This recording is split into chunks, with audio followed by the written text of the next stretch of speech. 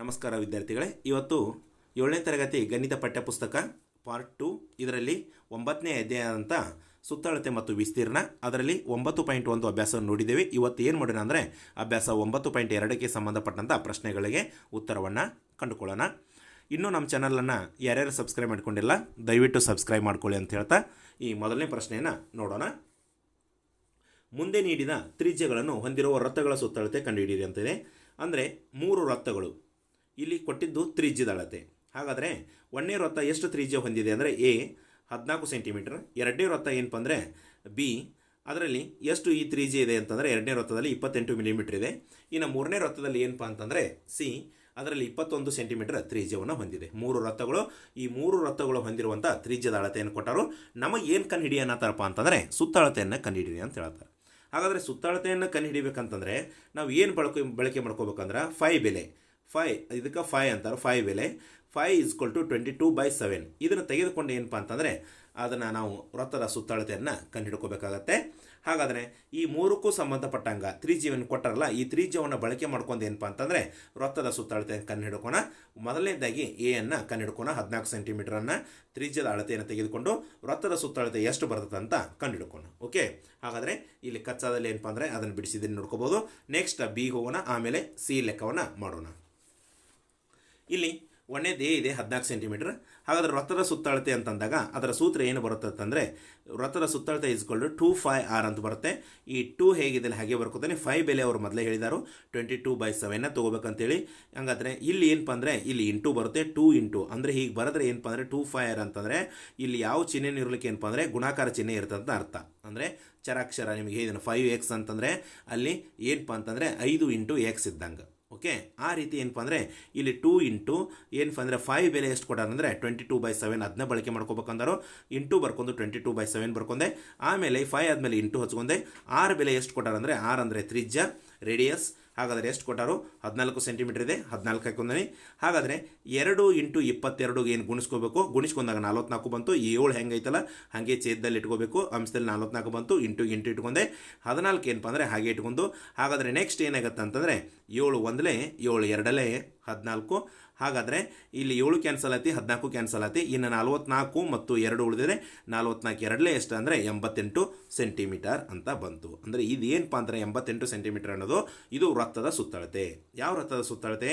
14 centimetre ತ್ರಿಜ್ಯವನ್ನು ಹೊಂದಿದಂಥ ವೃತ್ತ.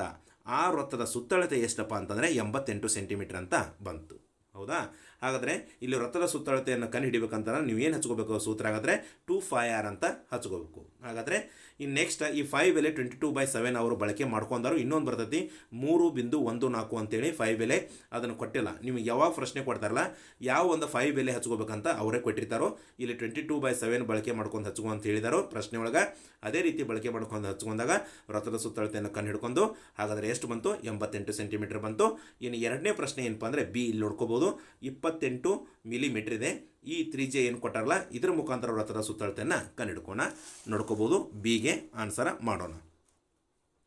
ಹಾಗಾದರೆ ನೋಡ್ಕೋಬೋದು ನೀವು ಏನೈತಿ ಸೂತ್ರ ಹಚ್ಕೋಬೇಕು.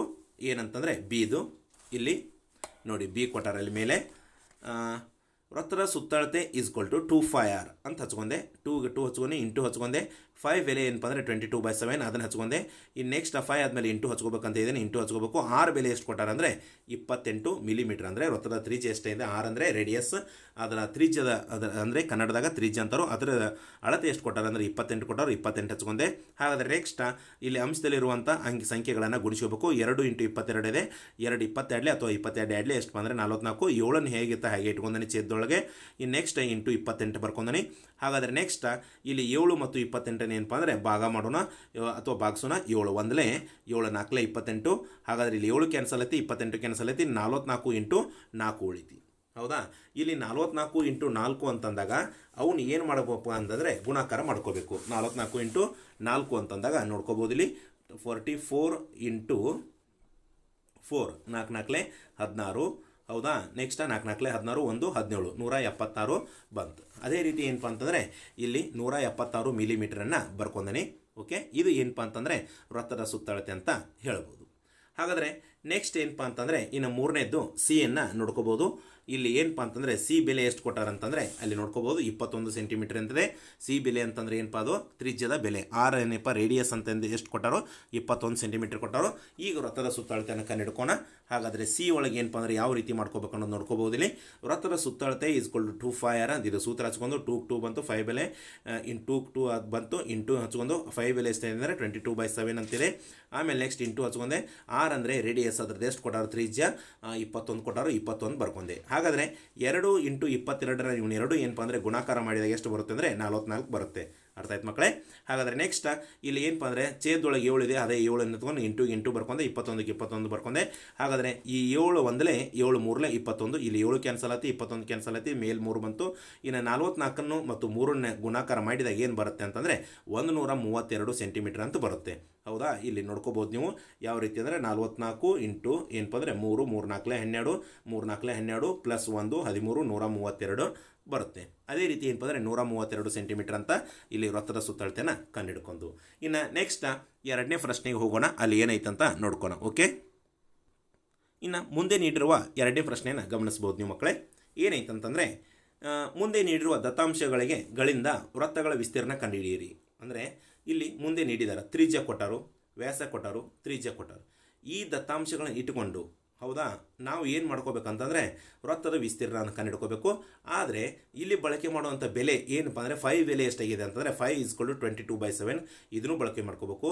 ಆಮೇಲೆ ಈ ದತ್ತಾಂಶಗಳನ್ನು ಬಳಕೆ ಮಾಡ್ಕೋಬೇಕು, ಈ 5 ಬೆಲೆನೂ ಬಳಕೆ ಮಾಡ್ಕೋಬೇಕು.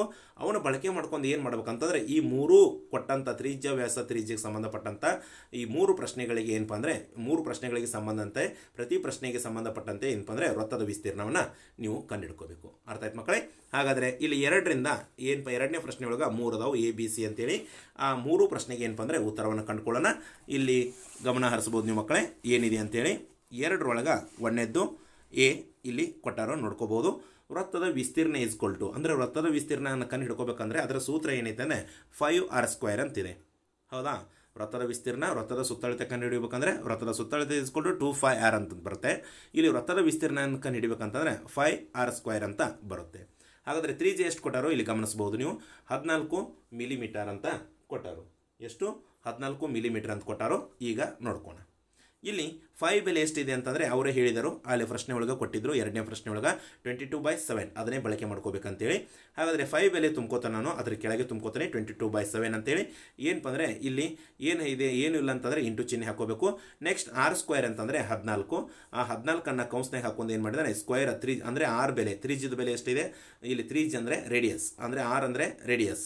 ಹೌದಾ, ಅಂದರೆ ಕನ್ನಡದಾಗ ತ್ರಿಜ್ಯ ಅಂತ ಕರೀತಾರೆ. ಆ ತ್ರಿಜ್ಯ ಬೆಲೆ 14 ಐತಿ. 6 ಸ್ಥಾನದಾಗ ಏನು ಮಾಡಿದ್ದಾನೆ 14 ತುಂಬಿದ್ದೀನಿ. ಈ ಸ್ಕ್ವೇರ್ ಹೆಂಗೈತಲ್ಲ 2 ಅದೇ ರೀತಿ ಕೌನ್ಸ್ ಹಾಕೊಂಡು ಸ್ಕ್ವೇರ್ ಇಟ್ಕೊಂಡಿನಿ.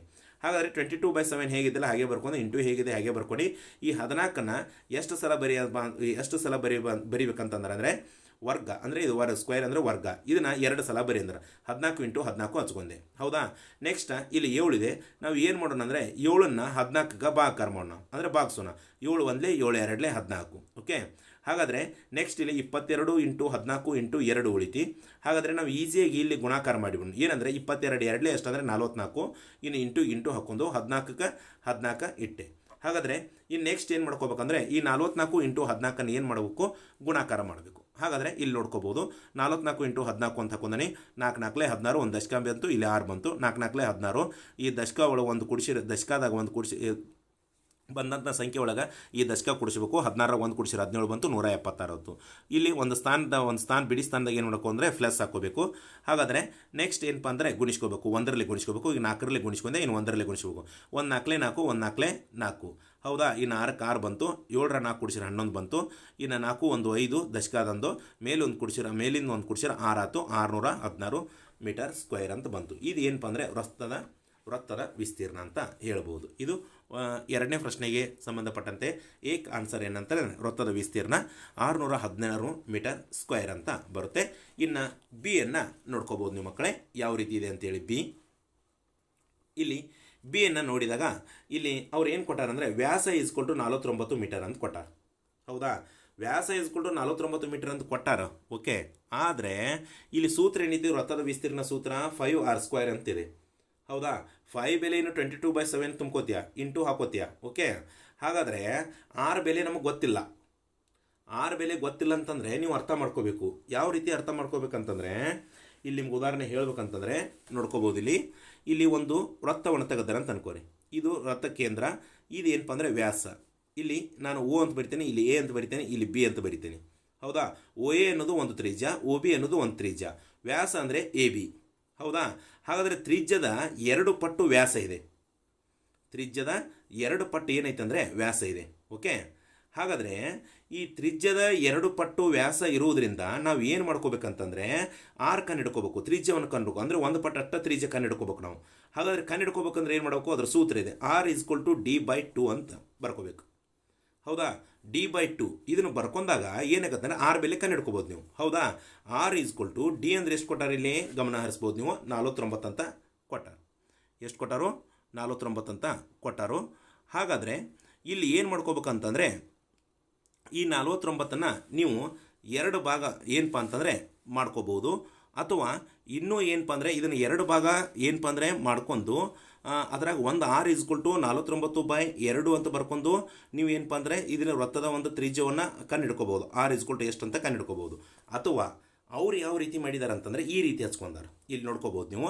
ಆ 5 ಬೆಲೆ ಏನಪ್ಪ ಅಂದರೆ 22/7 ಅಂತ ಬರ್ಕೊಂಡಾರು. ಇಂಟು ಹೋದ್ರು. ಆರ್ ಸ್ಕ್ವೇರ್ ಅಂದರೆ ಏನು ಮಾಡಿದಾರೋ, ಆರ್ ಸ್ಕ್ವೇರ್ ಅಂದರೆ ಇಲ್ಲಿ ಗಮನ ಹರಿಸ್ಬೋದು. ಅಂದರೆ ಈ ತ್ರಿಜ್ಯದ 2 ಪಟ್ಟು ಅಂದರೆ ಡಿ ಬೈ 2 ತೋರಿಸಿನೆಲ್ಲ ಆಗಲೇ ಆ ಟೈಪ್ ಬರುತ್ತೆ. ಅದು ಆ ರೀತಿಯೂ ಲೆಕ್ಕನ ಮಾಡ್ಬೋದು, ಈ ರೀತಿಯೂ ಲೆಕ್ಕನ ಮಾಡ್ಬೋದು. ಇಲ್ಲಿ ಆರ್ ಈಕ್ವಲ್ ಟು ಏನು ಮಾಡಿದ್ದಾರೆ ಅಂದರೆ ಡಿ ಬೈ 2 ಅಂತ ಹಚ್ಕೋತಾನೆ ನಾನು. ಯಾಕೆ ಡಿ ಬೈ 2 ಅಂತ ಹಚ್ಕೋತಾನೆ ಅಂತಂದರೆ ಆರ್ ಪ್ಲೇಸ್ದಾಗ ಇಲ್ಲಿ ವ್ಯಾಸ ಕೊಟ್ಟಾರಲ್ಲ ಅದನ್ನ. ಹಾಗಾದರೆ ನೆಕ್ಸ್ಟ್ 22/7 22/7 ಅಂತ ಇಂಟು ಇಟ್ಟೆ. ಡಿ ಬೈ 2 ಅಂತಂದರೆ ಡಿ ಅಂದರೆ ಎಷ್ಟಿದೆ? ವ್ಯಾಸದ. ಡಿ ಅಂದರೆ ವ್ಯಾಸ ಅಂತ ಬರುತ್ತೆ. ವ್ಯಾಸದ ಬೆಲೆ ಎಷ್ಟೈತೆ? 49 ಇದೆ. 2 ಅಂತ ಇಟ್ಕೊಂಡೆ. ಹಾಗಾದರೆ ನೆಕ್ಸ್ಟ್ ಏನು ಬಂತಂದರೆ ಇದು ಸ್ಕ್ವೇರ್ ರೂಟ್ದಾಗ ಬಂತು 2.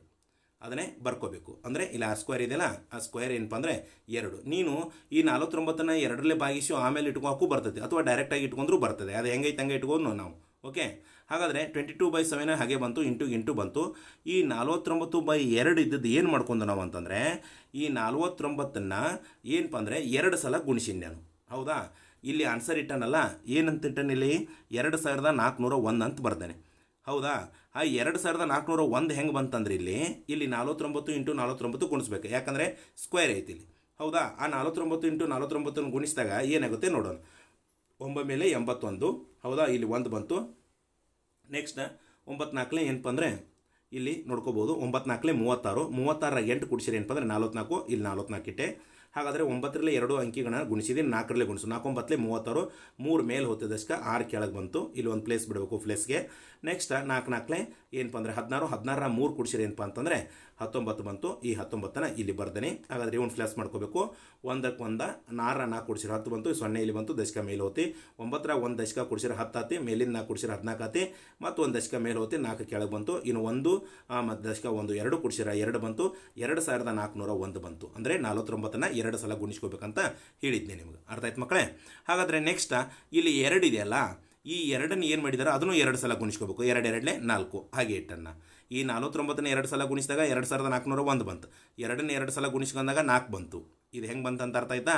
ಹಾಗಾದರೆ ನೆಕ್ಸ್ಟ್ ಏನು ಮಾಡ್ಬೇಕಂದ್ರೆ ಈಗ ಏನಪ್ಪ ಅಂದರೆ 7ರಲ್ಲೇ ಭಾಗಿಸೋಣ. ಹೌದಾ? ಹಾಗಾದರೆ ಈ 2401ನ್ನು 7ರಲ್ಲೇ ಭಾಗಿಸಿದಾಗ ಯಾವ ರೀತಿ ಇಲ್ಲಿದೆ 2401. ಅದನ್ನು ಏನು ಮಾಡೋಣ ಅಂತಂದರೆ ಅಲ್ಲಿ ಕಡ್ತಾ ಹೊಡಿ ಬದಲಿ ಇಲ್ಲೇ ನಾನು ನಿಮಗೆ ಏನಪ್ಪ ಅಂದರೆ ಆಕಾರ ಮಾಡಿದ್ದೀನಿ.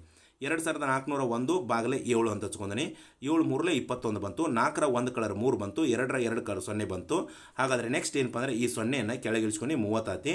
ಆ 30ರ ಸಮೀಪ ಮಗ್ಗಿ ಹೇಳಿದಾಗ ಏನಾಗುತ್ತೆ ಅಂದರೆ 7 4 28 ಬಂತು. 0 ಒಳಗೆ 8 ಕಳೆಯಕ್ಕೆ ಬರೋಂಗಿಲ್ಲ, ಚಿಕ್ಕ ಹಿಂಗೆ ಐತಿ.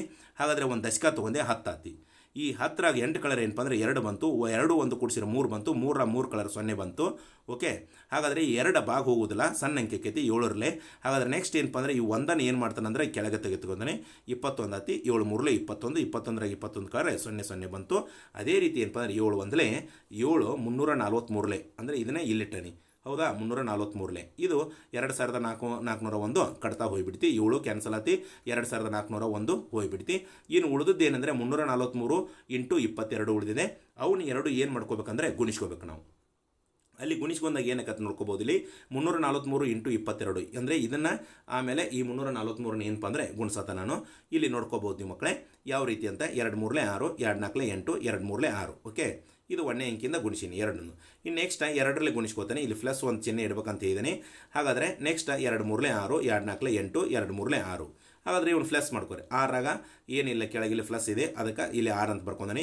8ರಾಗ 6 ಕೂಡಿಸಿರ 14, ಒಂದು ದಶಕ ಮೇಲೆ ಹೊತ್ತಿ 4 ಕೆಳಗೆ ಬಂತು. 8ರಾಗ 6 ಕೂಡಿಸಿರ 14, ಈ ದಶಕ 1 ಕೂಡಿಸ್ಬೇಕು 15 ಐತಿ, ಒಂದು ದಶಕ ಮೇಲೆ ಹೊತ್ತಿ 5 ಕೆಳಗೆ ಬಂತು.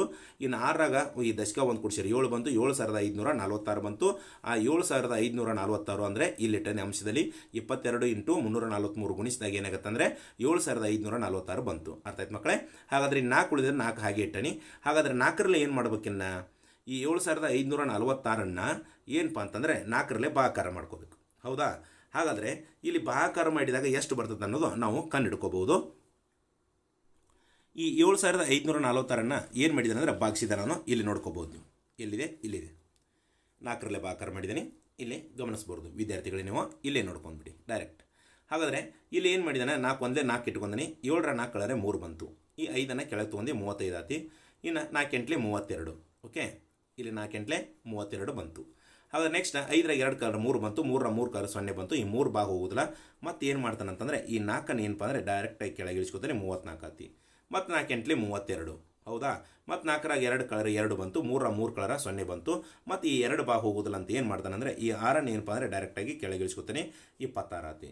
ಮತ್ತು 4 6ರಲ್ಲಿ 24 ಬಂತು. 24 ಅಂದರೆ ಈ 6ರ 4 ಕಳೆದ್ರೆ 2 ಬಂತು. 2ರ 2 ಕಳೆದ್ರೆ 0 ಬಂತು. ಆಮೇಲೆ 2 ಭಾಗ ಹೋಗುದಿಲ್ಲ ಅಂತ ಏನು ಮಾಡ್ತಾನೆ ಬಿಂದು ಇಟ್ಕೊಂಡ ಈ 0 ತೊಗೋತಾನೆ. ಆಮೇಲೆ 4 5ಲೆ 20, 20ರ 20 ಕಳೆದ್ರೆ 0 0 ಬಂತು. ಹಾಗಾದರೆ ಈ ಏನಪ್ಪ ಅಂತಂದರೆ 7546 4ರಲ್ಲೇ ಭಾಗಾಕಾರ ಮಾಡಿದಾಗ ಎಷ್ಟು ಬಂತು ನೋಡ್ಕೋಬೋದು ನೀವು. 1886.5 ಅಂತ ಬಂತು. ಇಲ್ಲಿ ನೋಡ್ಕೊರಿ, ಎಲ್ಲಿದೆ? ಇಲ್ಲಿದೆ. ಹೌದಾ? ಈ 7546 4ರಲ್ಲೇ ಭಾಗಾಕಾರ ಮಾಡಿ ತೋರಿಸಿನಲ್ಲ, ಅಲ್ಲಿ ಎಷ್ಟು ಬರ್ತದೆ ಅಂದರೆ 188.6.5 ಬಂತು. ಹೌದಾ? ಅದನ್ನೇ ಏನಪ್ಪ ಅಂತಂದರೆ ಇಲ್ಲಿ ನಿಮಗೆ ವೃತ್ತದ ವಿಸ್ತೀರ್ಣ ಕಂಡುಹಿಡಿ ಅಂದಾರಲ್ಲ, ಈ ವೃತ್ತದ ವಿಸ್ತೀರ್ಣ ಏನು ಬಂತಂದರೆ 1886.5 ಮೀಟರ್ ಸ್ಕ್ವೇರ್ ಅಂತ ಆನ್ಸರ್ ಬಂತು. ಅರ್ಥ ಆಯ್ತು ಮಕ್ಕಳೇ? ಭಾಳ ಈಸಿಯಾಗಿ ನಿಮಗೆ ಅದನ್ನು ತಿಳಿಸಿ ಹೇಳಿದ್ದೀನಿ. ನೆಕ್ಸ್ಟ್ ಏನು ಮಾಡೋಣ ಅಂತಂದರೆ ಸಿಯನ್ನು ನೋಡೋಣ. ಯಾವ ರೀತಿ ಪ್ರಶ್ನೆ ಇದೆ, ಅದನ್ನು ಯಾವ ರೀತಿ ಬಿಡಿಸ್ಕೋಬೇಕಂತೇಳಿ. ಇಲ್ಲಿ ಸಿ ತ್ರಿಜ್ಯ 5 ಸೆಂಟಿಮೀಟರ್ ಕೊಟ್ಟಾರೋ, ಇದನ್ನೊಂದು ಕಂಡುಹಿಡ್ಕೋಣ. ಓಕೆ, ಹಾಗಾದರೆ ವೃತ್ತದ ವಿಸ್ತೀರ್ಣ ಸೂತ್ರ ಏನಿದೆ ಅಂತಂದರೆ ನಿಮಗೆ ಗೊತ್ತೇ ಇದೆ. 5r² ಇಂದ 5 ಬೆಲೆ ಎಷ್ಟು ಅಂದರೆ 22/7 ಇಂಟು ಏನಪ್ಪ ಅಂದರೆ ಇಲ್ಲಿ r² ಅಂದರೆ 5 ಸ್ಕ್ವೇರ್ ಅಂತ ಇಟ್ಕೊಂಡನೆ. 6 ಬೆಲೆ ಎಷ್ಟೈತೆ? ತ್ರಿಜ್ಯದ ಬೆಲೆ 5 ಐತಿ, 5 ಅಂತ ಇಟ್ಕೊಂಡನೆ. ಇಲ್ಲಿ ಸ್ಕ್ವೇರ್ ಐತಿ, ಸ್ಕ್ವೇರ್ ಇಟ್ಕೊಂಡನೆ ಕೌಂಸ್ ಹಾಕಿ. ಓಕೆ, ಹಾಗಾದ್ರೆ 22/7 ಹೇಗಿದೆ? 22/7 ಇಟ್ಕೊಂಡನೆ ಇಂಟು ಏನಪ್ಪ ಅಂದರೆ ಈ 5ಅನ್ನು 2 ಸಲ ಗುಣಿಸ್ಕೋಬೇಕು. 5 5ಲೆ 25. ಹೌದಾ? ಬಂತಾ? ಹಾಗಾದ್ರೆ ನೆಕ್ಸ್ಟು ಈ 22 25 ಗುಣಾಕಾರ ಮಾಡಬೇಕು. ಅಂಶ ಗುಣಾಕಾರ ಮಾಡ್ಕೋಬೇಕು. ಗುಣಾಕಾರ ಮಾಡಿದಾಗ ಏನಾಗುತ್ತೆ ಅಂತ ಇಲ್ಲಿ ಗಮನಿಸ್ಬೋದು. 25 ಮತ್ತು 22 ಗುಣಾಕಾರ ಮಾಡಿಬಿಡ್ತಾನೆ. 2 5ಲೆ 10, 1 ದಶಕ ಮೇಲೆ ಹೊತ್ತಿ 0 ಕೆಳಗೆ ಬಂತು. 2 2ಲೆ 4, ಆಮೇಲೆ ಏನಪ್ಪ ಅಂದರೆ ಈ ದಶಕ 1 ಕುಡಿಸ್ಕೋಬೇಕು, 5 ಆತಿ. ಈ ಪ್ಲಸ್ 1 ಇಟ್ಕೋಬೇಕು ಈ ಬಿಡಿ ಸ್ಥಾನದ ಕೆಳಗೆ. ನೆಕ್ಸ್ಟ್ 2ಲೆ ಗುಣಿಸ್ಕೋಣ. 2 5ಲೆ 10 ಬಂತು. ಹಾಗಾದರೆ 1 ದಶಕ ಮೇಲಿಟ್ಟೆ, 0 ಕೆಳಗಿಟ್ಟೆ. 2 2ಲೆ 4, ಆಮೇಲೆ 1 ದಶಕ ಕುಡಿಸ್ಕೊಂಡೆ 5 ಆತಿ. ಹಾಗಾದರೆ ಇವನು ಕುಡಿಸ್ಕೊಂಡ್ಬಿಡಿ. 0ಗೆ 0 ಬಂತು, 5ಕ್ಕೆ 5 ಬಂತು, 5ಕ್ಕೆ 5 ಬಂತು, 550 ಬಂತು. ಅದೇ 22 ಇಂಟು 25 ಗುಣಿಸಿದಾಗ ಎಷ್ಟು ಬಂತಂದರೆ 550 ಬಂತು. ಇನ್ನು ಛೇದದಲ್ಲಿ ಏನಿದೆ ಅಂದರೆ 7, ಅದನ್ನು ಹಾಗೆ 7 ಇಟ್ಕೋಬೇಕು. ಇನ್ನು 550ನ್ನು 7ರಲ್ಲೇ ಭಾಗಿಸ್ಬೇಕು. ಹೌದಾ? ಅದನ್ನು ಭಾಗಿಸಿದಾಗ ಎಷ್ಟು ಬರ್ತದೆ ಅಂತ ನೋಡ್ಕೋಬೋದು. ಇಲ್ಲಿ ಭಾಗಿಸಿದೆ ನಾನು 550ನ್ನು, ಅಂದರೆ ಇಲ್ಲಿದೆಯಲ್ಲ ಇದನ್ನು 7ನ್ನು ಈ ರೀತಿ ಭಾಗಾಕಾರ ಹಚ್ಕೊಂಡು ಮಾಡಿದೆ ನಾನು. ಹಾಗಾದರೆ 550 ಭಾಗಲೆ 7, ಹಾಗಾದರೆ 7 7 49 ಬಂತು. 5ರಾಗ 9 ಕಳೆಯಕ್ಕೆ ಬರೋಲ್ಲ, 1 ದಶಕ ತೊಗೊಂಡೆ 15 ಐತಿ. 15ರಾಗ 9 ಕಳೆದ್ರೆ ಎಷ್ಟು ಬಂತಂದರೆ 6 ಬಂತು. ಇನ್ನು 4 1 ಕೂಡಿಸಿರ 5 ಬಂತು. 5ರ 5 ಕಳೆದ್ರೆ 0 ಬಂತು. ಈ 6 ಭಾಗ ಹೋಗೋದಿಲ್ಲ ಅನ್ನೋ ಸಲುವಾಗಿ ಏನಪ್ಪ ಅಂದರೆ 7ಕ್ಕಿಂತ ಚಿಕ್ಕ ಅಂಕಿ ಇರುವುದರಿಂದ ಏನಪ್ಪ ಅಂದರೆ ಈ 0ಯನ್ನು ಕೆಳಗೆ ಇಳಿಸ್ಕೊತಾನೆ. ಆವಾಗ 60 ಆಯಿತು. ಹಾಗಾದರೆ 60ರ ಸಮೀಪ 7ರ ಮಧ್ಯೆ ಹೇಳಿದಾಗ 7 8ಲೆ 56 ಬರುತ್ತೆ. ಹೌದಾ? ಹಾಗಾದರೆ 56 ಬಂತು. ಈ 0 ಒಳಗೆ 6 ಕಳೆಯಕ್ಕೆ ಬರೋಂಗಿಲ್ಲ, 1 ದಶಕ ತೊಗೊಂಡೆ 10 ಆತಿ. 10ರಾಗ 6 ಕಳರ್ ಏನು ಬಂತಂದರೆ 4 ಬಂತು. 5ರಾಗ 1 ಕೂಡಿಸಿರೆ 6 ಬಂತು. 6ರ 6 ಕಳರ್ ಏನಪ್ಪ ಅಂದರೆ 0 ಬಂತು. ಇಲ್ಲಿ 4 ಬಂತು. ಹಾಗಾದರೆ ಈ 4 ಭಾಗ ಹೋಗೋದಿಲ್ಲ ಅಂತ ಏನು ಮಾಡ್ತೇನೆ ಅಂದರೆ ಈ ಒಂದು ಬಿಂದು ತೊಗೊಂಡು ಇಲ್ಲಿ 0 ಕೊಟ್ಕೋತಾನೆ. 40 ಆಯಿತು. ಹಾಗಾದರೆ 7ರ ಮಧ್ಯೆ 40ರ ಸಮೀಪ ಹೇಳಿದಾಗ ಏನಪ್ಪ ಅಂದರೆ 7 5ಲೆ 35 ಅದನ್ನೇ ತೊಗೋಬೇಕು. ಯಾಕಂದರೆ 7 6ಲೆ ತೊಗೊಂಡ್ರೆ 42 ಆಗುತ್ತೆ. 2 ಹೆಚ್ಚಿಗೆ ಆಗೋದ್ರಿಂದ ಏನಪ್ಪ ಅಂದರೆ ಅದನ್ನು ತೆಗೆದುಕೊಳ್ಬಾರ್ದು. 7 5ಲೆ 35ನೇ ತೊಗೋಬೇಕು. ಹಾಗಾದರೆ ಈ 40ರ 35 5 ಕಳೆದ್ರೆ 5 ಬಂತು. ಆದರೆ ಇಲ್ಲಿ ಆನ್ಸರ್ ಏನು ಬಂದರೆ 78.5 ಬಂತು. ಅದೇ ಏನಪ್ಪ ಅಂದರೆ 7 ಒಂದಲೇ 7 78.5. ಅದೇ ಇಲ್ಲಿ ಇಟ್ಟನಿ. ಅದು ಏನಪ್ಪ ಅಂದರೆ ವೃತ್ತದ ವಿಸ್ತೀರ್ಣ ಎಷ್ಟಂಗಾದರೆ ಇದು ಇಲ್ಲಿ ಗಮನಿಸ್ಬೋದು 78.5 ಸೆಂಟಿಮೀಟರ್ ಸ್ಕ್ವೇರ್ ಅಂತ ಬರುತ್ತೆ. ಅರ್ಥ ಆಯ್ತು ಮಕ್ಕಳೇ. ಇನ್ನು ನೆಕ್ಸ್ಟ್ ಏನಪ್ಪ ಅಂತಂದರೆ ನೆಕ್ಸ್ಟ್ ಪ್ರಶ್ನೆಗೆ ಹೋಗೋಣ. ಮೂರನೇ ಏನಪ್ಪ ಅಂದರೆ ಈಗ ಎರಡನೇ ಪ್ರಶ್ನೆ ಆಯಿತು. ಇನ್ನು ಮೂರನೇ ಪ್ರಶ್ನೆಯನ್ನು ನೋಡೋಣ.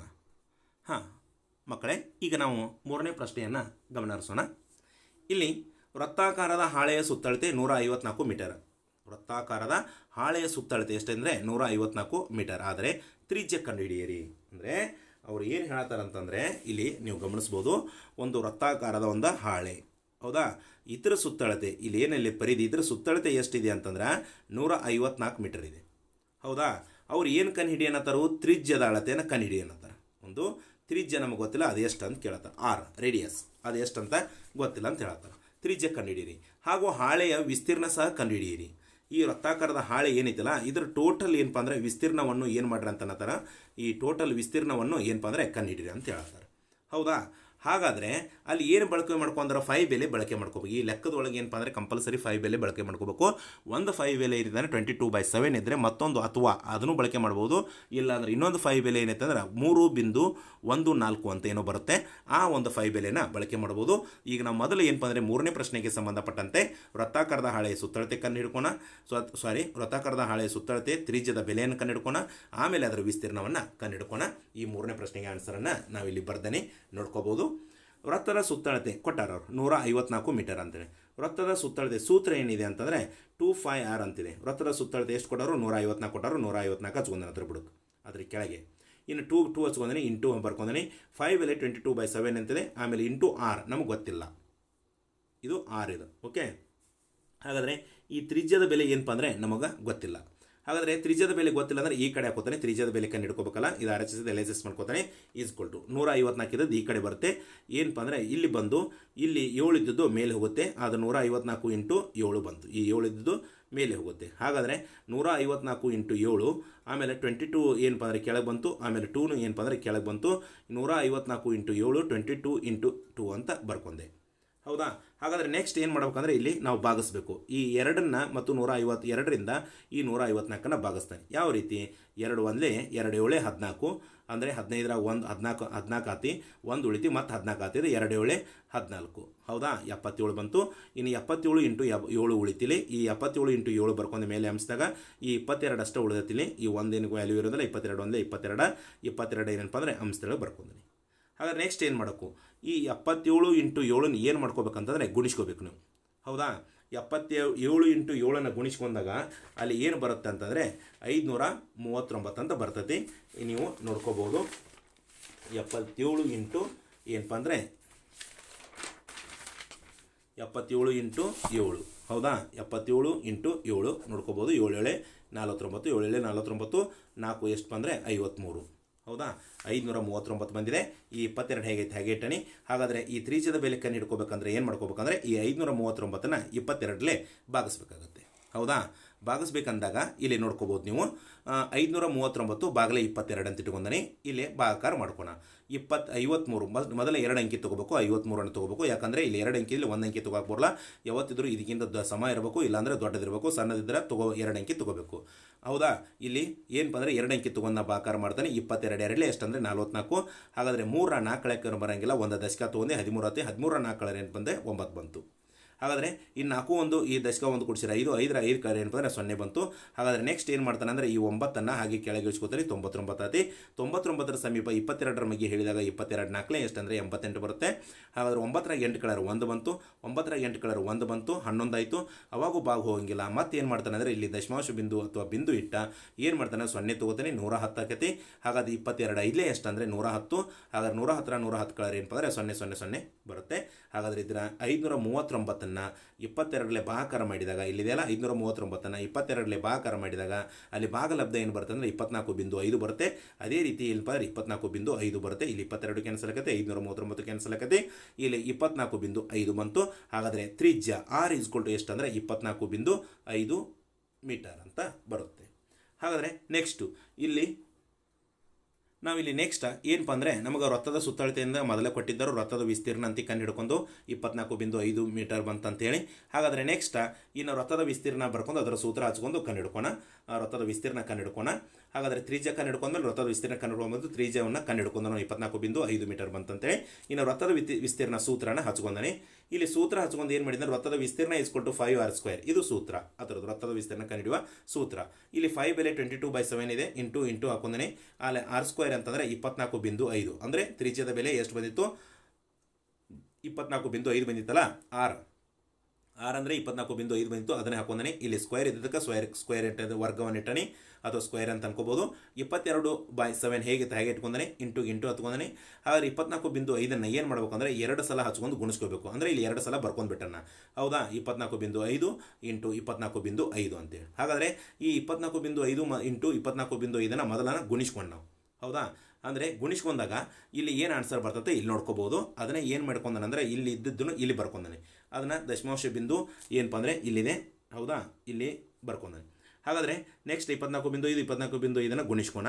ಇಲ್ಲಿ ಮೊದಲನೇ ಅಂಕಿಯಿಂದ ಈ 3 ಅಂಕಿ, ಎರಡನೇ ಅಂಕಿಯಿಂದ ಈ 3 ಅಂಕಿ, ಮೂರನೇ ಅಂಕಿಯಿಂದ ಈ 3 ಅಂಕಿಯನ್ನು ಗುಣಿಸ್ಕೋಣ. ಯಾವ ರೀತಿ ಆನ್ಸರ್ ಬರುತ್ತೆ ಅಂತ ನೋಡೋಣ. ಓಕೆ.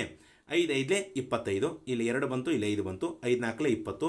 20 2 ಕೂಡಿಸಿರಿ 22 ಬಂತು. 2 ದಶಕ ಮೇಲಿಟ್ಟೆ, 2 ಕೆಳಗಿಟ್ಟೆ. ಆಮೇಲೆ 5 2 10. ಈ 2 ದಶಕ ಕೂಡಿಸಿರಿ 12 ಆತಿ. 1225. ಒಂದನೇ ಅಂಕಿಯಿಂದ ಗುಣಿಸ್ಕೊಂಡಾಗ ಇಲ್ಲಿ ಇನ್ನು ಪ್ಲಸ್ ಇಟ್ಕೋಬೇಕು. ಒಂದನೇ ಸ್ಥಾನಕ್ಕೆ ಬಿಡಿ ಸ್ಥಾನಕ್ಕೆ. ನೆಕ್ಸ್ಟು ಎರಡನೇ ಅಂಕಿಯಿಂದ ಏನಪ್ಪ ಅಂದರೆ ಗುಣಾಕಾರ ಮಾಡುವಾಗ ಮೊದಲನೇ ಅಂಕಿಗೆ ಏನಪ್ಪ ಅಂದರೆ ಪ್ಲಸ್ ಇಟ್ಕೋಬೇಕು. ಹಾಗಾದರೆ ನೆಕ್ಸ್ಟ್ ಇನ್ನು ಎರಡನೇ ಅಂಕಿಯಿಂದ ಗುಣಾಕಾರ ಮಾಡೋಣ. 4ರಿಂದ ಈ 3 ಅಂಕಿನ ಗುಣಾಕಾರ ಮಾಡ್ಕೋಣ. ಓಕೆ. ಹಾಗಾದರೆ 4 5 20. 2 ದಶಕ ಮೇಲೆ ಹೋತಿ, ಇಲ್ಲಿ 0 ಬಂತು. 4 4 16. ಈ 2 ದಶಕವನ್ನು ಕೂಡಿಸ್ಕೊಂಡಾಗ 18 ಆತಿ. 1 ದಶಕ ಮೇಲೆ ಹೋತಿ, 8 ಇಲ್ಲಿ ಬರ್ಕೊಂಡೆ. ಮತ್ತು 4 2 8. ಆ 8ರಾಗ ಈ 1 ದಶಕ ಕೂಡಿಸಿರು 9 ಆತಿ, 9 ಬರ್ಕೊಂಡೆ. ಮತ್ತು ಇನ್ನು 2 ಸ್ಥಾನಕ್ಕೆ ಪ್ಲಸ್ ಹಾಕಬೇಕು. ಬಿಡಿ ಸ್ಥಾನ 10 ಸ್ಥಾನಕ್ಕೆ ಮೂರನೇ ಅಂಕಿಯಿಂದ ಗುಣಿಸುವಾಗ ನೆಕ್ಸ್ಟು 2 5 ಏನಪ್ಪ ಅಂದರೆ 10. 1 ದಶಕ ಮೇಲೆ ಹೋತಿ, ಈ 2ರ ಮೇಲೆ ಮೂರನೇದಕ್ಕೂ ಮೂರನೇ ಲೈನ್ದಾಗ ಮಾಡ್ಕೋಬೇಕು. ಮೇಲೆ ಇಟ್ಕೋಬೇಕು ಎಲ್ಕೆ ಮೇಲೆ. 2 5 ಏನಪ್ಪ ಅಂದರೆ 10. 1 ದಶಕ ಮೇಲೆ ಹೋತಿ, 0 ಇಲ್ಲಿ ಕೆಳಗೆ ಬಂತು. ಓಕೆ. ಹಾಗಾದರೆ ನೆಕ್ಸ್ಟ್ 2 4 8. ಆ 1 ದಶಕ ಏನೈತೆ ಮೇಲೆ ಕೊಟ್ಟನೆ ಅದನ್ನು ಕೂಡಿಸ್ಕೋಬೇಕು. 9 ಆಯಿತು. ನೆಕ್ಸ್ಟ್ ಏನಪ್ಪ ಅಂದರೆ 2 2 4. ಆ 4ನ ಹಾಗೆ ಇಟ್ಟನಿ. ಹಾಗಾದರೆ ಇವನ್ನೆಲ್ಲ ಪ್ಲಸ್ ಮಾಡ್ಕೋರಿ. 5ರ ಕೆಳಗೆ ಪ್ಲಸ್ ಅಂತಿದೆ, ಹಾಗೆ ಇಟ್ಕೋರಿ. 5 2ರ ಕೆಳಗೆ 0 ಮತ್ತು ಪ್ಲಸ್ ಐತಿ. ಅದ್ರ ಏನು ಕೂಡ್ಸಂಗೆ ಬರೋಂಗಿಲ್ಲ. 2 ಹೆಂಗೈತೆ ಹಂಗೆ ಇಟ್ಕೋಬೇಕು. ನೆಕ್ಸ್ಟ್ ಇಲ್ಲಿ ಮೂರನೇದು ಏನಪ್ಪ ಅಂದರೆ 100 ಸ್ಥಾನದಾಗ 2 ಮತ್ತು 8 ಕೂಡಿಸಿರ 10 ಬಂತು. ಇಲ್ಲಿ 0 ಇಟ್ಕೊಂಡೆ, 1 ದಶಕ ಮೇಲೆ ಇಟ್ಕೊಂಡೆ. ಇನ್ನು 9ರಾಗ 1 ಕೂಡಿಸಿರ 10. 10ರಾಗ ಈ 9 ಕೂಡಿಸಿರ 19. 19ರಾಗ ಇಲ್ಲಿ 1 ದಶಕ ಕೊಟ್ಟನಿ. ಓಕೆ. ಇದನ್ನು ಕೂಡಿಸಿರ ಎಷ್ಟಾತಂದ್ರೆ 20 ಆತಿ. 2 ದಶಕ ಮೇಲೆ ಹೋತಿ, 1 0 ಕೆಳಗೆ ಬಂತು. ಇನ್ನು 4ರಾಗ ಈ 2 ದಶಕವನ್ನು ಕೂಡಿಸಿರ 6 ಬಂತು. ಇಲ್ಲಿ 1 ಸ್ಥಾನ 2 ಸ್ಥಾನ ಆದಮೇಲೆ ಏನಪ್ಪ ಅಂದರೆ ಇಲ್ಲಿ ದಶಮಾಂಶ ಬಿಂದು ಇಡಬೇಕು. ಹಾಗಾದರೆ ಇಲ್ಲಿ 1ನೇ ಸ್ಥಾನ 2ನೇ ಸ್ಥಾನ ಬಿಟ್ಟು ದಶಮಾಂಶ ಬಿಂದು ಇಟ್ಟೆ. ಇಲ್ಲಿ ಎಷ್ಟು ಬಂತಂದರೆ 600.25 ಅಂತ ಆನ್ಸರ್ ಬಂತು. ಹಾಗಾದರೆ ಇಲ್ಲಿ ಏನು ಮಾಡಿನ ಅಂತಂದರೆ ಇಲ್ಲಿ 600 ಇದನ್ನು 2 ಗುಣಿಸಿದಾಗ ಏನಪ್ಪ ಅಂದರೆ 24.5 ಇಂಟು 24.5 ಗುಣಿಸಿದಾಗ ಎಷ್ಟು ಬಂತಂದರೆ 600.25 ಬಂತು. 22/7 ಹಾಗೆ ಇಟ್ಕೊಂಡ್ರೆ ಇಂಟು 600.25 ಬಂತು. ಹಾಗಾದರೆ ನೆಕ್ಸ್ಟ್ ಏನು ಮಾಡ್ಕೋಬೇಕು? ಈ 7ರಿಂದ 600.25 ಏನು ಮಾಡ್ಕೊಂಡ್ರೆ ಭಾಗಾಕಾರ ಮಾಡ್ಕೋಬೇಕು. ಅದನ್ನು ಇಲ್ಲಿ ಮಾಡ್ಕೊಂಡ್ರೆ ನೋಡ್ಕೋಬಹುದು. 6,000 ಏನಪ್ಪ ಅಂದರೆ 60,025 ಅಂತ ಐತೆ, ಅಥವಾ 600.25 ಅಂತ ಐತೆ. ಅದನ್ನು ಹೆಂಗೈತಲ್ಲ ಹಂಗೆ ಹಚ್ಕೋರಿ. ಹೌದಾ? ಬೇಕಾದ್ರೆ ಆಮೇಲೆ ದಶಮಾಂಶ ಬಿಂದು ಇಟ್ಕೊಂಡ್ರು ನಡೀತೈತೆ ನೀವು. ಓಕೆ. ಹಾಗಾದ್ರೆ ನೆಕ್ಸ್ಟ್ ಇದನ್ನ ಏನು ಭಾಗಾಕಾರ ಮಾಡೋಣ. ಹೌದಾ? 7 8 56. ಈ 0 ಒಳಗೆ 6 ಹೋಗಂಗಿಲ್ಲ. 1 ದಶಕ ಇಟ್ಕೊಂಡು 10 ಆತಿ. 10ರಾಗ 6 ಕಳೆರ 4 ಬಂತು. ಇನ್ನು 5 1 ದಶಕ ಕೊಡ್ಸಿರ 6 ಆತಿ. 6ರಾಗ 6 ಕಳೆರ 0 ಬಂತು. ಈ 4 ಭಾಗ ಹೋಗದೆ ಇದ್ದ ಕಾರಣಕ್ಕೆ ಏನಪ್ಪ ಅಂದರೆ ಈ 0 ಏನಪ್ಪ ಅಂದರೆ ಕೆಳಗೆ ಇಳಿಸ್ಕೊಂಡ್ರೆ 40 ಆತಿ. ಹಾಗಾದರೆ 7 5 ಏನಪ್ಪ ಅಂದರೆ 35. ಹಾಗಾದರೆ 0 ಒಳಗೆ 5 ಹೋಗಂಗಿಲ್ಲ. ಅದಕ್ಕೆ 1 ದಶಕ ತೊಗೊಂಡೆ 10 ಆತಿ. 10ರಾಗ 5 ಕಳೆರ ಏನಪ್ಪ ಅಂದರೆ 5 ಬಂತು. ಓಕೆ. ನೆಕ್ಸ್ಟ್ ಇನ್ನು 3 1 ಕೂಡಿಸಿರ 4. 4ರ 4 0 ಬಂತು. ಇನ್ನು 5 ಹೋಗೋದಲ್ಲ ಅಂತ ಏನು ಮಾಡಿನ ಅಂದರೆ ಈ 2ನ್ನು ಕೆಳಗೆ ಇಳಿಸೋಣ 52 ಆತಿ.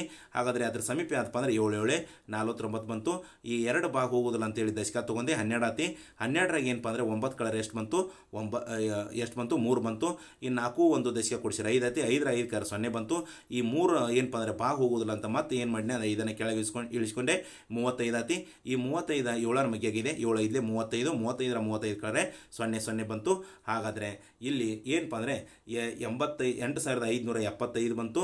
ಹಾಗಾದರೆ ಇಲ್ಲಿ 8,575 7ರಿಂದ ಈ 60,025 ಭಾಗ ಮಾಡಿದಾಗ ಎಷ್ಟು ಬಂತು? 8,575 ಬಂತು. ಇಲ್ಲಿ 2 ಸ್ಥಾನ ಆದಮೇಲೆ 1 ಬಿಂದು ಇದೆ. 2 ಸ್ಥಾನ ಆದಮೇಲೆ 1 ಬಿಂದು ಕೊಟ್ಟೆ. ಓಕೆ. ಹಾಗಾದರೆ 22 × 85.75 ನಾವು ಏನಪ್ಪ ಅಂದರೆ ಗುಣಾಕಾರ ಮಾಡ್ಕೋಬೇಕು. ಇಲ್ಲಿ 22 × 85.75 ಗುಣಾಕಾರ ಮಾಡ್ಕೋತೀನಿ. ಆ ಗುಣಾಕಾರ ಮಾಡಿದ್ದನ್ನು ಇಲ್ಲಿ ಬರ್ಕೊಂಡು ನೋಡ್ಕೋಬೋದು. ಏನಪ್ಪ ಅಂದರೆ 85.75 22 ಗುಣಾಕಾರ ಮಾಡಿದಾಗ ನೋಡ್ಕೋಬೋದು ಯಾವ ರೀತಿ ಬರುತ್ತೆ ಅಂದರೆ 2 5 10, ಈ 0 ಇಲ್ಲಿ ಬಂತು, 1 ದಶಕ ಮೇಲೆ ಬಂತು, 2 7 14, ಇದನ್ನು 1 ಕೂಡಿಸಿ 1 ದಶಕ 15 ಆತಿ, 1 ದಶಕ ಮೇಲೆ ಹೋಗುತ್ತೆ, 5 ಇಲ್ಲಿ ಕೆಳಗೆ ಬಂತು. ಇನ್ನು ನೆಕ್ಸ್ಟ್ 2 5 10, 10 1 ಕೂಡಿಸಿ 11 ಬಂತು, 1 ಕೆಳಗೆ ಬಂತು, ದಶಕ ಮೇಲೆ ಹೋತಿ. ಇನ್ನು 2 8 ಏನಪ್ಪ ಅಂದರೆ 16, 1 ದಶಕ ಕೂಡಿಸಿ 17 ಬಂತು. ಹಾಗಾದರೆ ಇಲ್ಲಿ ಏನು ಬಂತಂದರೆ 17,150 ಬಂತು. ಹಾಗಾದರೆ ನೆಕ್ಸ್ಟ್ ಇಲ್ಲಿ ಒಂದು ಸ್ಥಾನ ಆದಮೇಲೆ ಒಂದು ಬಿಡಿ ಸ್ಥಾನದಾಗ ಪ್ಲಸ್ ಕೊಟ್ಕೋಬೇಕು. 2ನೇ ಅಂಕಿ ಗುಣಾಕಾರ ಮಾಡುವಾಗ ಈಗ ನೋಡ್ಕೋಬೋದು. 2 5 10, ಈ 0 ಇಟ್ಕೊಂಡೆ, ಮೇಲೆ 1 ದಶಕ ಹೋಯಿತು. ಹಾಗಾದರೆ ನೆಕ್ಸ್ಟ್ 2 7 14, 1 ದಶಕ ಕೂಡಿಸ್ಕೊಂಡು 15 ಆತಿ, 1 ದಶಕ ಮೇಲೆ ಹೋತಿ, ಮತ್ತು 5 ಇಲ್ಲಿ ಕೆಳಗೆ ಇಟ್ಕೊಂಡೆ. ಮತ್ತು ನೆಕ್ಸ್ಟ್ 2 5 10, 10 1 ಕೂಡಿಸಿ 11, ಮತ್ತು 1 ಕೆಳಗೆ ಇಟ್ಕೊಂಡೆ, 1 ದಶಕ ಮೇಲೆ ಹೋತಿ. ಇನ್ನು ನೆಕ್ಸ್ಟ್ 2 8 16, 16 1 ಕೂಡಿಸಿ 17 ಬಂತು, 17 ಹಾಗೆ ಇಟ್ಕೊಂಡೆ. ಇವನ್ನ 2 ಕೂಡಿಸ್ಕೋಬೇಕು. ಇನ್ನು 0ಗೆ 0 ಬಂತು, 5 0 ಕೂಡಿಸಿದ್ರೆ 5 ಬಂತು, 5 1 ಕೂಡಿಸಿದ್ರೆ ಏನಪ್ಪ ಅಂದರೆ 6 ಬಂತು, 7 1 ಕೂಡಿಸಿದ್ರೆ 8 ಬಂತು, 7 1 ಕೂಡಿಸಿದ್ರೆ 8 ಬಂತು, 1ಕ್ಕೆ 1 ಬಂತು. ಹಾಗಾದರೆ 2 ಸ್ಥಾನ ಆದಮೇಲೆ ಏನಪ್ಪ ಅಂದರೆ 1 ಬಿಂದು ಇದೆ, 2 ಸ್ಥಾನ ಆದಮೇಲೆ 1 ಬಿಂದು ಕೊಟ್ಟೆ. ಅದೇ ರೀತಿ ಏನಪ್ಪ ಅಂದರೆ ಇಲ್ಲಿ ಎಷ್ಟು 18,886.50 ಮೀಟರ್ ಸ್ಕ್ವೇರ್ ಅಂತ ಬಂತು. ಇದು ಏನಪ್ಪ ಅಂದರೆ ವೃತ್ತದ ವಿಸ್ತೀರ್ಣ ಅಂತ ಹೇಳ್ಬೋದು ಮಕ್ಕಳೇ. ಇಷ್ಟು ಏನಪ್ಪ ಅಂತಂದರೆ ಇದು 3ನೇ ಪ್ರಶ್ನೆಗೆ ಆನ್ಸರ್ ಅಂತ ಹೇಳ್ಬೋದು. ಇನ್ನು 4ನೇ ಪ್ರಶ್ನೆಯನ್ನು ಗಮನ ಹರಿಸ್ಕೋಣ ಯಾವ ರೀತಿ ಬಂದಿದೆ ಅಂಥೇಳಿ. ಇನ್ನು 4ನೇ ಪ್ರಶ್ನೆಯನ್ನು ಗಮನ ಹರಿಸ್ಬೋದು ಮಕ್ಕಳೇ ನೀವು, ಏನಿದೆ ಅಂಥೇಳಿ. 21 ಮೀಟರ್ ವ್ಯಾಸವುಳ್ಳ ವೃತ್ತಾಕಾರದ ಉದ್ಯಾನವನಕ್ಕೆ ಬೇಲಿ ಹಾಕಲು ತೋಟಗಾರರೊಬ್ಬನು ಇಚ್ಛಿಸುತ್ತಾನೆ. ಅಂದರೆ ಒಂದು ವೃತ್ತ ಇದೆ, ಆ ವೃತ್ತಕ್ಕೆ ಏನಪ್ಪ ಅಂತಂದರೆ 21 ಮೀಟರ್ ವ್ಯಾಸವಿದೆ. ಇದು ಒಂದು ವೃತ್ತ, ಹೌದಾ?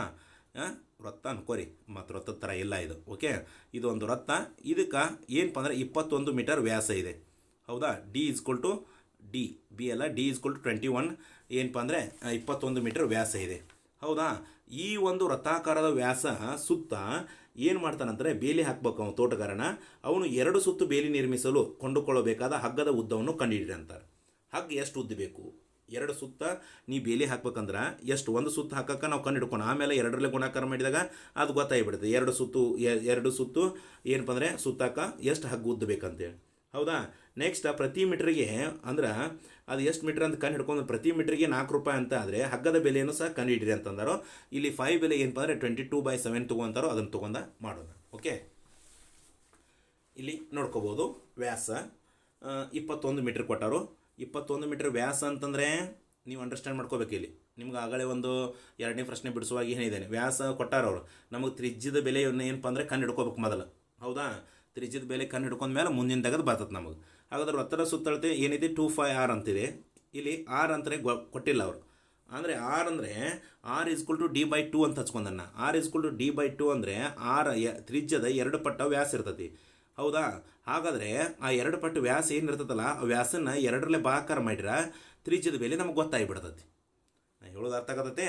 ಓಕೆ, ಹಾಗಾದರೆ ಇಲ್ಲಿ ನೋಡ್ರಿ, ಇಲ್ಲಿ ಏನು 2 ಹಚ್ಕೊಂಡೆ, ಇಲ್ಲಿ ಇಂಟು ಹಚ್ಕೋಬೇಕಂತ ಇದ್ದೇನೆ. ಅಲ್ಲಿ ಏನು ಇರಲಿಕ್ಕೆ ಇಂಟು ಇದ್ದಂಗೆ, ಅಂದರೆ 5x ಚರಾಕ್ಸ್ ಇರ್ತದಲ್ಲ ಆ ಟೈಪ್ ಇದ್ದಂಗೆ ಇಂಟು ಹಚ್ಕೊಂಡೆ. ಇನ್ನು 5 ಬೆಲೆ 22/7 ಇದೆ, 22/7 ಹಚ್ಕೊಂಡು ಇಂಟು ಏನಪ್ಪ ಅಂದರೆ R ಅಂದರೆ D/2 ಅಂತ ಇದೆ, D/2 ಹಚ್ಕೊಂಡೆ. ತ್ರಿಜ್ಯದ ಬೆಲೆ ಇಲ್ಲೇ ಕಂಡು ಹಿಡ್ಕೊಂಡು D/2 ಒಳಗೆ, ಹೌದಾ? ಹಾಗಾದರೆ ಇಲ್ಲಿ ಉದಾಹರಣೆ ಹೇಳ್ಬೇಕಂದ್ರೆ ನಿಮ್ಗೊಂದು 50 ಮೀಟರ್ ವ್ಯಾಸ ಇತ್ತು ಅಂತ ಅನ್ಕೋ. ತ್ರಿಜ್ಯ ಎಷ್ಟು ಇರ್ತೈತೆ? ತ್ರಿಜ್ಯದ ಅಳತೆ ಎಷ್ಟು ಇರ್ತದೆ ಅಂದರೆ 25. ಅಂದರೆ ತ್ರಿಜ್ಯದ 2 ಪಟ್ಟು ವ್ಯಾಸದ್ದು ಇರ್ತದೆ, ಅರ್ಥತಾ ಬೆಲೆ. ಹಾಗಾದರೆ ಇನ್ನು 2 ಬರ್ಕೊಂಡು ಇಂಟು ಬರ್ಕೊಂಡು 22/7 ಹಾಗೆ ಇಟ್ಕೊಂಡೆ. ಇನ್ನು ಇಂಟು ಹಾಕೊಂಡೆ. ಇನ್ನು ಡಿ ಅಂದರೆ ಎಷ್ಟು ಕೊಟ್ಟಾರೋ, ಅಂದರೆ ವ್ಯಾಸ ಎಷ್ಟು ಕೊಟ್ಟಾರೋ ಅಂದರೆ 21 ಮೀಟರ್ ಕೊಟ್ಟಾರೋ. ಆ 21 ಮೀಟರ್ ಮೇಲೆ ಹಾಕೊಂಡನೆ, 2 ಕೆಳಗೆ ಇಟ್ಕೊಂಡನೆ. ಈ 21ರ ಏನಪ್ಪ ಅಂದರೆ ಭಾಗಾಕಾರ ಮಾಡಿದಾಗ ಏನಾಗುತ್ತೆ, 10.5 ಅಂತ ಬರುತ್ತೆ. ಓಕೆ, ಅದು ಈಸಿ ಐತಿ. 10.5 ಅಂತ ಬರ್ಕೊಂಡನೆ, ಇಲ್ಲಿ ಬಂದಿದ್ದಾನೆ, ಇಲ್ಲಿ ಬರ್ಕೊಂಡನೆ 10.5. 2 ಇಟ್ಕೊಂಡೆ, ಇಂಟು 22/7 ಇಂಟು ಇಟ್ಕೊಂಡೆ. 21ನ ಭಾಗಾಕಾರ ಮಾಡಿದಾಗ 10.5 ಬಂತು, ಹೌದಾ? 2 ಭಾಗ ಮಾಡಿದಾಗ ಅದ್ರಾಗ 1 ಭಾಗ ಏನಪ್ಪ ಅಂದರೆ ಈ ತ್ರಿಜ್ಯದ ಅಳತೆ. ಅದು R = ನಮಗೆ ಸಿಕ್ತಿಲ್ಲಿ ಏನಂತಂದರೆ 10.5 ಅಂತ ಸಿಕ್ತಿ. ಹಾಗಾದರೆ ನೆಕ್ಸ್ಟ್ ಇಲ್ಲಿ ಏನಪ್ಪ ಅಂದರೆ ಈ ಸುತ್ತಳತೆಯನ್ನು ಕಂಡು ಹಿಡ್ಕೋಬೇಕಲ್ಲ ನಾವು. ಹಾಗಾದರೆ ಅದರ ಸುತ್ತಳತೆಯನ್ನು ಕಂಡು ಹಿಡ್ಕೋಬೇಕಂದ್ರೆ 6 ಬೆಲೆ ಸಿಕ್ತು ನಮಗೆ. ಹಾಗಾದರೆ ಈಗ ಏನು ನೆಕ್ಸ್ಟ್ ಏನು ಮಾಡೋಣ, 22 ಎಡ್ಲೆ ಏನಪ್ಪ ಅಂದರೆ 44 ಬಂತು. ಆಮೇಲೆ ಛೇದೊಳಗೆ 7 ಐತಿ, 7 ಹಾಗೆ ಇಟ್ಕೊಂಡ್ರೆ ಇಂಟು ಏನಪ್ಪ ಇಂಟು ಬರ್ಕೊಂಡೆ. 10.5ನ 10.5 ಹಾಗೆ ಬರ್ಕೊಂಡೆ. ಹಾಗಾದರೆ ನೆಕ್ಸ್ಟ್ ಏನು ಮಾಡ್ಕೋಬೇಕಿನ್ನ, ಈ 10.5ನ್ನು 44ರಲ್ಲೇ ಗುಣಾಕಾರ ಮಾಡ್ಕೋಬೇಕು, ಹೌದಾ? ಮಾಡ್ಕೋಣ. ಯಾವ ರೀತಿ ನೋಡ್ಕೋಬೋದು. ಇಲ್ಲಿ 4 5 20, 2 ದಶಕ ಮೇಲೆ ಹೋತಿ, ಇಲ್ಲಿ 0 ಬಂತು, 4 ಪೂಜ್ಲೆ ಪೂಜೆ 2ಕ್ಕೆ 2 ಬಂತು, ಇನ್ನು 4 1 4 4 ಹಾಗೆ ಇಟ್ಟು. ಹಾಗಾದರೆ ನೆಕ್ಸ್ಟ್ 4 ಮಾಡೋಣ. 4 5 20, 2 ದಶಕ ಮೇಲೆ ಹೋತಿ, 0 ಇಲ್ಲಿ ಬಂತು. ಆಮೇಲೆ 4 ಪೂಜ್ಲೆ ಪೂಜೆ 2ಕ್ಕೆ 2 ಬಂತು. ಆಮೇಲೆ 4 1 4, ಇನ್ನು 0ಗೆ 0 ಬಂತು, 2ಕ್ಕೆ 2 ಬಂತು, 4ರ 2 ಕೂಡಿಸಿದ್ರೆ 6 ಬಂತು, 4ಕ್ಕೆ 4 ಬಂತು. ಹಾಗಾದರೆ ಏನಪ್ಪ ಅಂದರೆ ಒಂದು ಸ್ಥಾನ ಆದಮೇಲೆ ಏನಪ್ಪ ಅಂದರೆ ಬಿಂದು ಕೊಡಬೇಕು. ಆದರೆ ಒಂದು ಸ್ಥಾನ ಆದಮೇಲೆ ಏನಪ್ಪ ಅಂದರೆ 0 ಆದಮೇಲೆ ಒಂದು ಬಿಂದು ಕೊಟ್ಟನೆ. 462 ಬಂತು. 462 ಮೇಲೆ ಹಚ್ಕೊಂಡೇನೆ ಅಂಶದಲ್ಲಿ ಈ 7 ಏನೈತೆ ಅಂದರೆ ಛೇದದಲ್ಲಿ ಅದನ್ನೇ ಹಚ್ಕೊಂಡೇನೆ. ಈ 462ನ್ನು 7ರಲ್ಲೇ ಭಾಗಾಕಾರ ಮಾಡಿದಾಗ, ಹೌದಾ, ಈ 462ನ್ನು 7ರಲ್ಲೇ ಭಾಗಾಕಾರ ಮಾಡಿದಾಗ ಎಷ್ಟು ಬರುತ್ತೆ ಅಂತಂದರೆ 66 ಅಂತ ಬರುತ್ತೆ. ಹೌದಾ, 462 ಬಾಗಲೆ 7 ಏನಪ್ಪ ಅಂತಂದರೆ 7 6 ಏನಪ್ಪ ಅಂದರೆ 42. ಹೌದಾ, 6 2 4, 4 4 0, ಈ 2ನ್ನು ಕೆಳಗೆ ತೊಗೊಂಡು 42 ಆಯ್ತು. 7 6 42, 0 0, 2 2 0, 4 4 0. ಹಾಗಾದರೆ 66 ಬಂತು. ಹಾಗಾದರೆ ಇಲ್ಲಿ ವೃತ್ತದ ಸುತ್ತಳತೆ ಎಷ್ಟಪ್ಪ ಅಂತಂದರೆ 66 ಮೀಟರ್ ಅಂತ ಬಂತು ನಮಗೆ. ವೃತ್ತದ ಸುತ್ತಳತೆ ಕಂಡುಹಿಡ್ಕೊಂಡು. ಹಾಗಾದರೆ ಇದು ಒಂದು ಸುತ್ತಿನ ಬೆಲೆ. ಇದು ಒಂದು ಸುತ್ತಿನ ಸುತ್ತು. ಇದು ಎಷ್ಟು ಉದ್ದ? 66 ಮೀಟ್ರ್. 66 ಮೀಟ್ರ್ ಉದ್ದ ಹಗ್ಗ ಒಂದು ಸುತ್ತಿಗಾಗಿದೆ. ಇನ್ನು 1 ಮೀಟ್ರ್ ಹಗ್ಗಕ್ಕೆ ಎಷ್ಟು ಬೆಲೆ ಅಂತಂದ್ರೆ 4 ರೂಪಾಯಿ ಇದೆ. ಹೌದಾ, 66 ಮೀಟ್ರ್ ಹಗ್ಗದ ಬೆಲೆ ಎಷ್ಟು? 264 ರೂಪಾಯಿ ಆಯ್ತು ಒಂದು ಸುತ್ತಿಗೆ. ಒಂದು ಸುತ್ತಿಗೆ 1 ಮೀಟ್ರಕ್ಕೆ 4 ರೂಪಾಯಿ ಆದರೆ 66 ಮೀಟ್ರಕ್ಕೆ, ಹೌದಾ, ಎಷ್ಟಾಯ್ತು ಅಂತ ಕೇಳಿದಾಗ 264, ಇಲ್ಲಿ ಬರ್ಕೋತೀನಿ. ಇಲ್ಲಿ 66 ಮೀಟ್ರ್ ಉದ್ದದ 66 ಮೀಟ್ರ್ ಆನ್ಸರ್ ಸಿಕ್ತಿ. 66 ಮೀಟ್ರ್ ಉದ್ದದ ಹಗ್ಗ ಒಂದು ಸುತ್ತಾಕದು. ವೃತ್ತದ ಸುತ್ತ ಒಂದು ಸುತ್ತದ ಹಗ್ಗದ ಅಳತೆ ಕೇಳಿದಾರಲ್ಲ. ಹಾಗಾದರೆ ಒಂದು ಸುತ್ತಿಗೆ ಏನಂದ್ರೆ 66 ಮೀಟ್ರ್ ಆಯ್ತು. ಅವರು 2 ಸುತ್ತಾಕ ಎಷ್ಟು ಉದ್ದ ಹಗ್ಗ ಬೇಕಂತ ಕೇಳಿದಾರೆ. ಹೌದಾ, 66 ಇಂಟು ಏನಪ್ಪ ಅಂತಂದರೆ ಇಲ್ಲಿ ನೋಡ್ಕೋಬೋದು. 66 ಇಲ್ಲಿ ನೋಡ್ರಿ 66 ಇಂಟು 2, 2 6 12, 2 6 12, 1 ಏನಪ್ಪ ಅಂದರೆ 13, 132 ಮೀಟ್ರ್ ಉದ್ದದ್ದು ಬೇಕು. ಹಾಗೂ ಮಾಡ್ಬೋದು ನೀವು. ಇದನ್ನು ಮಾಡ್ಕೊಂಡು 4ರಲ್ಲಿ ಗುಣಿಸಿರು ಏನಪ್ಪ ಅಂದರೆ 528 ಬರ್ತೈತಿ. ಹೌದಾ, ಇಲ್ಲಿ ಇಲ್ಲಿ 132 ಮೀಟ್ರ್ ಬಂತು. ಏನಪ್ಪ ಅಂತಂದರೆ 2 ಸುತ್ತಾಕ 1 ಮೀಟ್ರಿಗೆ 4 ರೂಪಾಯಿ ಅಂತಂದರೆ ಇದರಲ್ಲಿ ಗುಣಾಕಾರ ಮಾಡೋದು. 4 2 8, 4 3 12, 4 1 4, ಇದು 1, 528 ಆನ್ಸರ್ ಬಂತಿಲ್ಲಿ. 528 ರೂಪಾಯಿ ಅಂತೇಳಿ ಹಾಗೂ ಹೇಳ್ಬೋದು. ಅಥವಾ ಏನಪ್ಪ ಅಂತಂದರೆ ನೀವು ಇಲ್ಲಿ ಈ ರೀತಿಯೂ ಹೇಳ್ಬೋದು. 66 ಮೀಟ್ರ್ ಉದ್ದದ ಹಗ್ಗ ಒಂದು ಸುತ್ತಿಗಾಗಿ. ಹೌದಾ, 1 ಮೀಟ್ರ್ ಹಗ್ಗದ ಬೆಲೆ ಎಷ್ಟು? 1 ಮೀಟ್ರ್ ಹಗ್ಗದ ಬೆಲೆ ₹4. 66 ಮೀಟ್ರ್ ಉದ್ದದ ಹಗ್ಗದ ಬೆಲೆ ಎಷ್ಟು? 264 ರೂಪಾಯಿ ಬಂತು. ಈ 66 ಇಂಟು 4 ಗುಣಾಕಾರ ಮಾಡಿದ್ರೆ ₹264 ಬಂತು. ಹೌದಾ, ಇದು ಏನಪ್ಪ ಅಂದರೆ ಒಂದು ಸುತ್ತಿನ ಹಗ್ಗದ ಏನಪ್ಪ ಅಂದರೆ ಬೆಲೆ. ಇದು ಮೀಟ್ರ್ನ ಬೆಲೆ ಅಂದರೆ 1 ಮೀಟ್ರಿಗೆ 4 ರೂಪಾಯಿ ಅಂದರೆ ಟೋಟಲ್ 66 ಮೀಟ್ರಿಗೆ 264. ಇನ್ನು 2 ಸುತ್ತಿಗೆ, ಈ 2 ಸುತ್ತಿಗೆ ಅಂತಂದಾಗ ನಾ ಇಲ್ಲಿ ಈ ರೊಕ್ಕನ ಏನು ಮಾಡ್ತಾನೆ ಅಂದರೆ 2ರಲ್ಲೇ ಗುಣಿಸಿಬಿಡ್ತಾನೆ. ಹೌದಾ, 2 ಸುತ್ತಿನ ಹಗ್ಗಕ್ಕೆ ಎಷ್ಟು ಬರ್ತದೆ ಅಂದರೆ 528 ಬಂತು. ಹೌದಾ, 2 4 8, 2 6 12, 2 2 4, 4ರ 1 ಕೂಡಿಸಿರ 5 ರೂಪಾಯಿ, 528 ರೂಪಾಯಿ ಬಂತು. ಅದು ಹಗ್ಗದ ಅಳತೆ 2 ಸುತ್ತಿನ ಹಗ್ಗದ ಅಳತೆ ಅಂತ ಕೇಳಿದಾಗ 132 ಮೀಟ್ರ್ ಅಂತ ಬರ್ತದೆ. ಈ ರೀತಿಯೂ ಮಾಡ್ಕೋಬೋದು ಅಥವಾ ಈ ರೀತಿಯೂ ಮಾಡ್ಕೋಬೋದು ನೀವು. ಅರ್ಥ ಆಯ್ತು ಮಕ್ಕಳೇ? ಈ ರೀತಿ ಏನಪ್ಪ ಅಂತಂದರೆ ಈ ಸಮಸ್ಯೆಗಳಿಗೆ ನಾವು ಉತ್ತರವನ್ನು ಕಂಡುಕೊಂಡು ಅಂತ ಹೇಳ್ಬೋದು. ಇಲ್ಲಿಗೆ ಈ ಏನಪ್ಪ ಅಂದರೆ 1ರಿಂದ 4ನೇ ಪ್ರಶ್ನೆ ಬಿಡಿಸಿದವು. ಇನ್ನು ನೆಕ್ಸ್ಟ್ ವಿಡಿಯೋದಲ್ಲಿ ಏನಪ್ಪ ಅಂದರೆ ಮತ್ತೆ ಮುಂದಿನ ಪ್ರಶ್ನೆಗಳನ್ನು ಬಿಡಿಸೋಣ. ಇಲ್ಲಿಗೆ ಈ ಅಭ್ಯಾಸಕ್ಕೆ ಸಂಬಂಧಪಟ್ಟಂತೆ ಕೆಲವೊಂದಷ್ಟು ಪ್ರಶ್ನೆಗಳಿಗೆ ಮಾತ್ರ ಉತ್ತರವನ್ನು ಕಂಡುಕೊಂಡವು. ನೆಕ್ಸ್ಟ್ ಮುಂದಿನ ವಿಡಿಯೋದಲ್ಲಿ ಮತ್ತಷ್ಟು ಪ್ರಶ್ನೆಗಳಿಗೆ ಮತ್ತಷ್ಟು ಉತ್ತರವನ್ನು ಕಂಡುಕೊಳ್ಳೋಣ. ಹಾಗಾದರೆ ಎಲ್ಲ ವಿದ್ಯಾರ್ಥಿಗಳು ಧನ್ಯವಾದಗಳು ಹೇಳ್ತಾ, ಯಾರ್ಯಾರು ನಮ್ಮ ಚಾನಲ್ ಇನ್ನೂ ಸಬ್ಸ್ಕ್ರೈಬ್ ಮಾಡ್ಕೊಂಡಿರಲ್ಲ ದಯವಿಟ್ಟು ಸಬ್ಸ್ಕ್ರೈಬ್ ಮಾಡ್ಕೊಳ್ಳಿ, ಒಂದು ಲೈಕ್ ಕೊಡಿ, ಶೇರ್ ಮಾಡಿ ಅಂತ ಹೇಳ್ತಾ ಇಲ್ಲಿಗೆ ಈ ವಿಡಿಯೋವನ್ನು ಮುಕ್ತಾಯ ಮಾಡುತ್ತೇನೆ. ಎಲ್ಲ ವಿದ್ಯಾರ್ಥಿಗಳಿಗೂ ಧನ್ಯವಾದಗಳು.